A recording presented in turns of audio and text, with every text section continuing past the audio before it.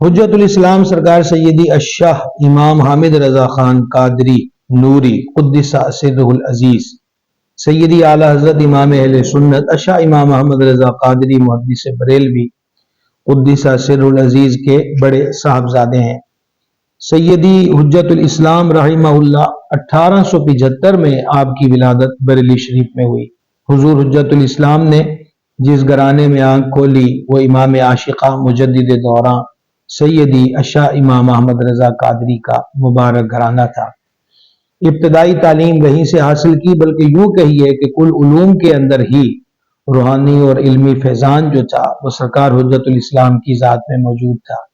اس کا اندازہ اس بات سے بھی لگایا جا سکتا ہے کہ سیدی اعلیٰ حضرت رحمۃ اللہ علیہ حضور حجت الاسلام اپنے شہزادے کے لیے فرماتے تھے کہ حامد مجھ سے ہے اور میں حامد سے ہوں۔ اسی طرح ایک مناظرے کے لیے آپ نے کہ وہاں سے تقاضا اعلیٰ حضرت کے بارے میں تھا تو آپ نے حضور حجت الاسلام کو وہاں مناظرے کے لیے بھیجا، اور ساتھ جو تحریر بھیجی ان حضرات کے نام وہ یہ تھی کہ تو تمہارے پاس حامد رضا ہی رہے ہیں، لیکن تم یہی سمجھو کہ تمہارے پاس احمد رضا ہی آ رہا ہے۔ یہ محض آپ یوں کہہ لیجئے کہ الفاظ کا اتار چڑھاؤ نہیں ہے، یہ امام اہل سنت قدس سرہ العزیز کا وہ اعتراف ہے جو امام سیدی الشاہ حامد رضا خان کی ذات میں کمالات موجود تھے۔ عرب دنیا بھی آپ کی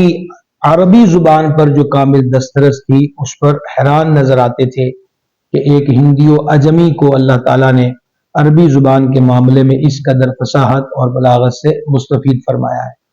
سیدی حجت الاسلام رحمہ اللہ کو حجت الاسلام کیوں کہتے ہیں؟ اس کی وجہ یہ ہے کہ اللہ کریم نے آپ کو بڑے ہی حسن و جمال سے نوازا، اور کئی غیر مسلم محض آپ کی زیارت کر کے دامن اسلام میں داخل ہو گئے۔ آپ کا سلسلہ بیعت خاندان عالی شان مارہرہ مطہرہ کے چشم و چراغ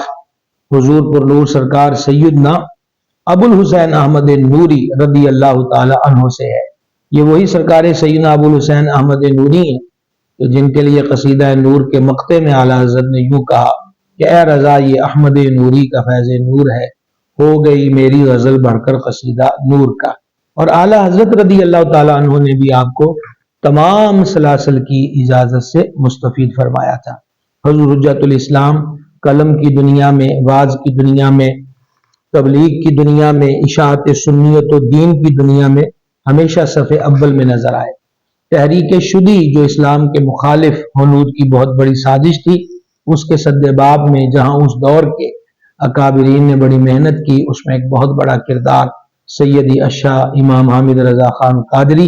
قدس سرہ العزیز کی ذات بابرکات کا بھی تھا۔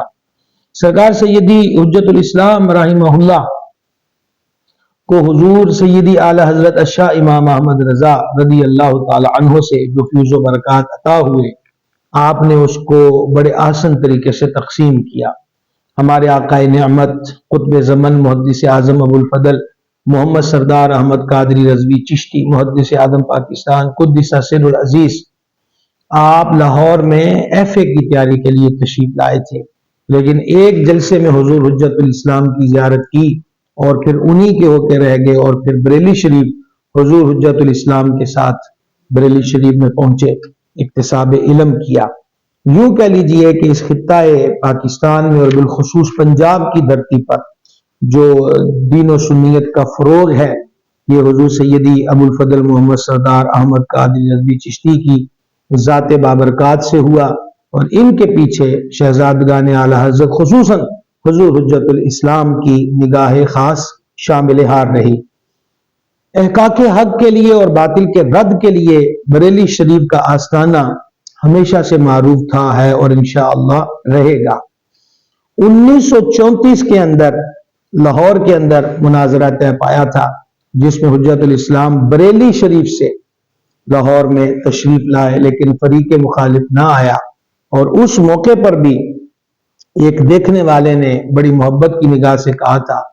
کہ یہ چمکتی جبینیں اور حسین و جمیل چہرے ہی اس بات کے گواہ ہیں کہ یہی اہل حق کا گروہ اور جماعت ہے۔ سیدی حجت الاسلام سیدی الشاہ امام حامد رضا خان قدس سرہ العزیز کے نماز جنازہ کی امامت کا شرف ہمارے آقا نعمت سرکار سیدی ابو الفضل